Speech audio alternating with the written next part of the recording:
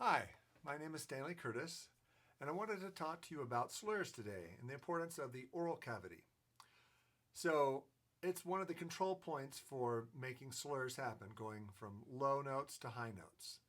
So, if you consider that the air from our torso and the air passing through our aperture are the same, we can still make changes with the oral cavity.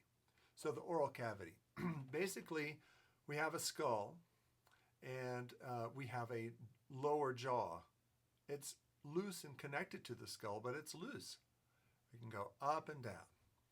And we have a tongue connected to that jaw. So the movement of the jaw and the tongue can influence how little or how much space is inside our mouth. So we call that space the oral cavity.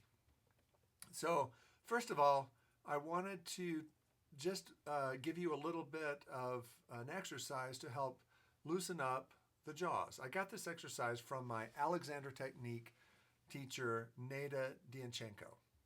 So here is a wine cork. We're just going to put it between our teeth this way, horizontal first. And when you do that for 20 seconds or 30 seconds, and just loosen up, let the jaw muscles relax. Feel them relax and have good head posture, not too scrunched back like this, but more like this. And then if you're ready to, then you can maybe move the cork to the side. And the other side.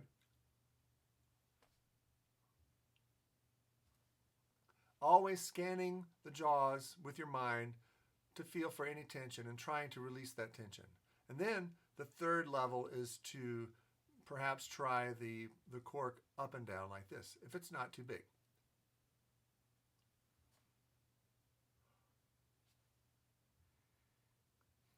And so again, you leave that in for maybe 30 seconds or more, always trying to relax the jaw muscles.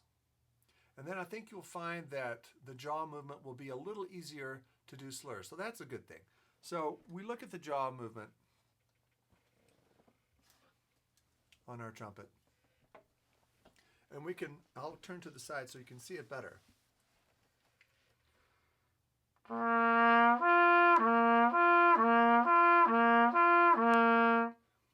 So you notice that when the jaw goes down, the trumpet also goes down and the head tilts forward. That's normal, that's a pivot. So I would say that the pivot is kind of an important part of what we do as a trumpet player, but if we can minimize just a little bit of that pivot and not move the jaw so much, that might be more effective and it will give us more stamina and endurance through a long kind of, like a recital program.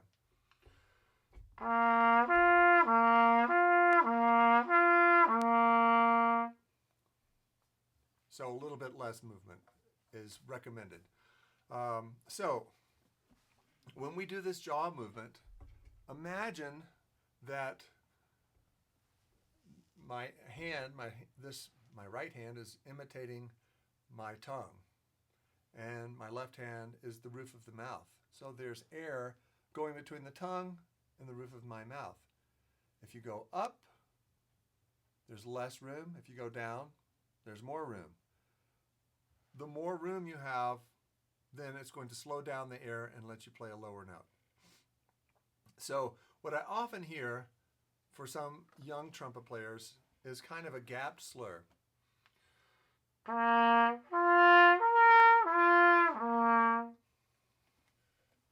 So the air is sometimes stopping with the torso movement. So when we try to exhale our air from our torso through our mouth, sometimes it's stopping there. And sometimes it stops in some ways in our mouth too. So, but I would like to encourage you to keep contact always with the air going through.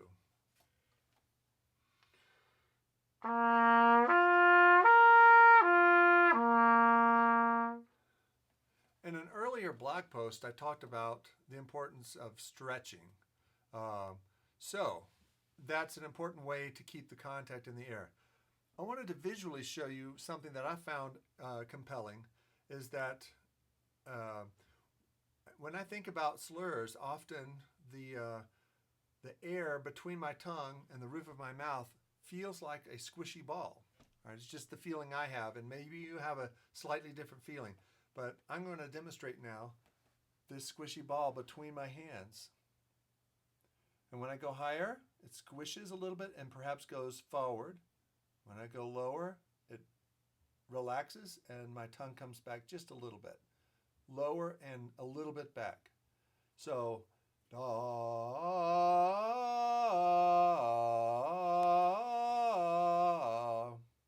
So think about that as you're doing your slurs. And always try to maintain contact with this ball, this imaginary ball in your mouth. Don't let go. If you let go at any time, then you lose contact with the mechanism of the slur. All